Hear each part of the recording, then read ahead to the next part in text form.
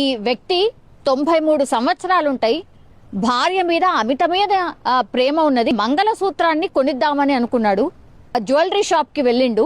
వాళ్ళ వేషధారం చూసిన తర్వాత వాళ్ళకి డౌట్ వచ్చిందట. బయటనే ఆపి ఏం కావాలి మీకు, ఎందుకు వచ్చిండ్రు ఇక్కడికి అని అంటే చెప్పాడట. నేను నా భార్యకి ఇట్లా నేను మంగళసూత్రాన్ని కొనిద్దాం అనుకుంటున్నాను. సో నాకు ఎప్పటి నుంచో కోరిక, నాకు ఇప్పుడు 93 ఏళ్ల వయసు. సో నా భార్యకి ఎప్పటి నుంచో అనుకుంటున్నా మంగళసూత్రం కొనిద్దామని. ఆ విషయం తెలుసుకున్న తర్వాత ఆ షాప్ వాళ్ళు ఫస్ట్ ఆశ్చర్యపోయినరట.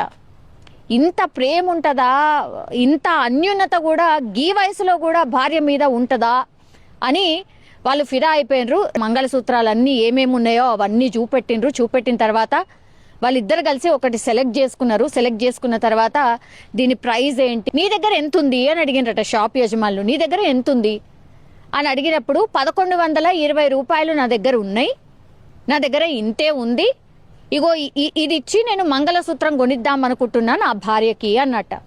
అమాయకత్వం చూడండి, 1120 రూపాయలకి మంగళసూత్రం అసలు వస్తుందా? యజమాని ఫిదా అయిపోయిండు. మంగళసూత్రం అట్లాగే ఒక జత కమ్మలు వాళ్ళ చేతిలో పెట్టి 1120 రూపాయలు ఉన్నాయి కదా, కేవలం ఆ 20 రూపాయలు మాత్రమే నాకు ఇయ్యు, 1100 కూడా నాకు వద్దు, ఇగో మీ ఆశీర్వాదం